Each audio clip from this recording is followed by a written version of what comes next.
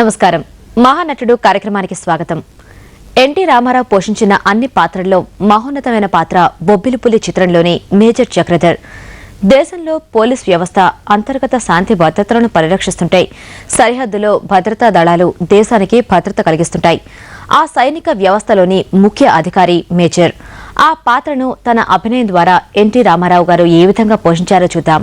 నాకు తల్లి లేదు, తండ్రి లేడు, భార్య లేదు, ప్రేమ లేదు, ఏ బంధాలు లేవు, ఏ అనుబంధాలు లేవు.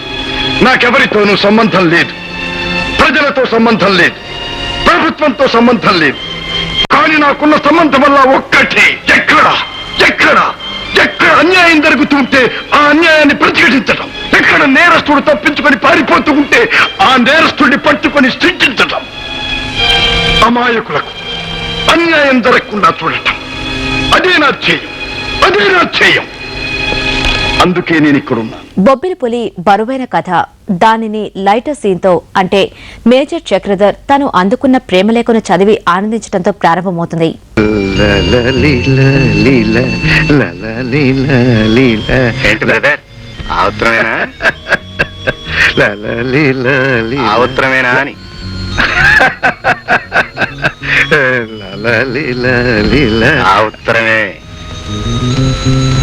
ఆ ఉత్తరమేరా అయితే ఏమిటి? ఏం లేదు, ఆ ఉత్తరమేనా అని. అది కాదు, ఎవరెవరికి ఎక్కడి నుంచి ఉత్తరాలు వస్తున్నాయి, ఎందుకు వస్తున్నాయి, ఇవన్నీ ఆరాధీయటమేనా నీ పని? అవును బ్రదర్, నాకెటు రావు కదా. చదువు. ఏమిటి? వింటాను, చదవ. నోర్బై, ఎవడరా నువ్వు? ఇదేమన్నా భారతం అనుకున్నావా, రామాయణం అనుకున్నావా? అది కాదు బ్రదర్, నాకెటు ఉత్తరాలు రావు కదా. ఓహో, ఆ లవ్ లెటర్స్ ఎలా రాస్తారో కాస్త విందామని. అంత క్యూరియాసిటీ ఎట్రా? ఇలారా, రాలా శిష్య, దగ్గరికి రా చెప్తాను. చూడరా, లవ్ చేయటానికి కానీ ఉత్తరాలు రాయించుకోవటానికి కానీ పెట్టి పుట్టాలరా. ఆ పిల్ల ఏమన్నా మీ మేనమామ కూతురా? పోనీ నీ క్లాస్మేటా? మీ మొట్టమొదటి పరిచయం ఎలా జరిగింది గురు? అదేరా లవ్ స్టోరీ స్టార్టింగ్.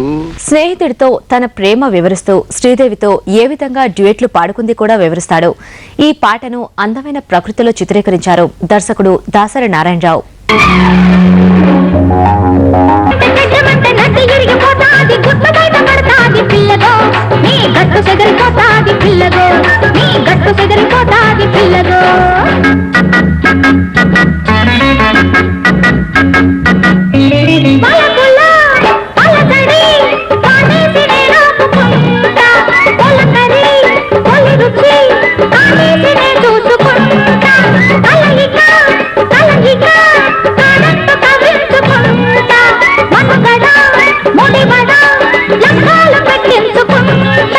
జోడు మీద ఉన్నవాణ్ణి జోలపాట కాగనోని, జోడు ఉన్న కోడెగాని నీకు తగ్గ నీటుగాన్ని, కోరికుంటే చూసుకో సోకులాడి కొంటే జోకులాడి కన్ను ముద్దులాడి.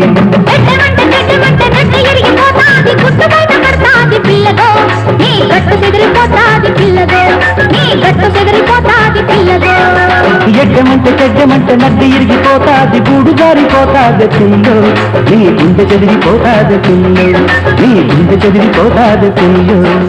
మిలిటరీ ఉద్యోగి క్రమశిక్షణతో ఉంటాడు, అబద్ధం ఆడాడు. చక్రధర్కు పెళ్లి నిశ్చయం అవుతుంది.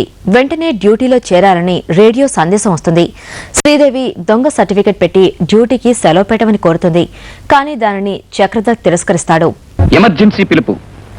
దేశంలో వివిధ ప్రాంతాల్లో సెలవు మీద ఉన్న త్రివిధ దళాలకు చెందిన ఆఫీసర్లు, సైనికులు తక్షణం తమ తమ రెజిమెంట్లకు వచ్చి రిపోర్టు చేసుకోవాల్సిందిగా రక్షణ శాఖ ప్రధాన కార్యాలయం నుంచి గత రాత్రి ఒక ప్రత్యేక బులెటిన్ వెలువడింది.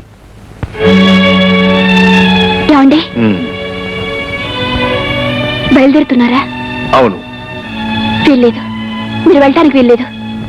వారం రోజుల్లో ముహూర్తం పెట్టుకుని ఎలా వెళ్తారండి? విజయ, ఎప్పుడు యుద్ధం ముగుస్తుందో, ఎప్పుడు మనకు విజయం లభిస్తుందో అదే ముహూర్తం, అదే మంచి రోజు. లేదండి, ఈ ఒక్కసారి నా మాట వినండి. కావాలంటే మా నాన్నతో చెప్పి డాక్టర్ సర్టిఫికేట్ పంపిద్దాం. విజయ, సరదాకు కూడా ఎప్పుడు ఇటువంటి మాటలు నాతో మాట్లాడకు. ఎవరి కోసం దొంగ సర్టిఫికెట్లు పంపించాలి, ఎందుకోసం దొంగ సర్టిఫికెట్లు పంపించాలి, ఎవరిని మోసం చేస్తున్నావు, అసలు వెళ్ళేది ఎవరి కోసం? మనల్ని మనం కాపాడుకోవటానికా, మనల్ని మనం మోసం చేసుకోవటానికా? నో, ఇంతకంటే దేశద్రోహం మరొకటి లేదు. అంటే అంటే ప్లీజ్ అండి, మీరే నాతో చెప్పండి. వెళ్ళనేమ్మా, బాబుని వెళ్ళని. అంటే అవునమ్మా, పుట్టిన ప్రతి మనిషి జీవితంలో ఏదో ఒకటి సాధించాలి. అప్పుడే వాళ్ళ జన్మ సార్థకం అవుతుంది. మహానటుడిలో ఇప్పుడు వచ్చిన బ్రేక్ తీసుకుందాం.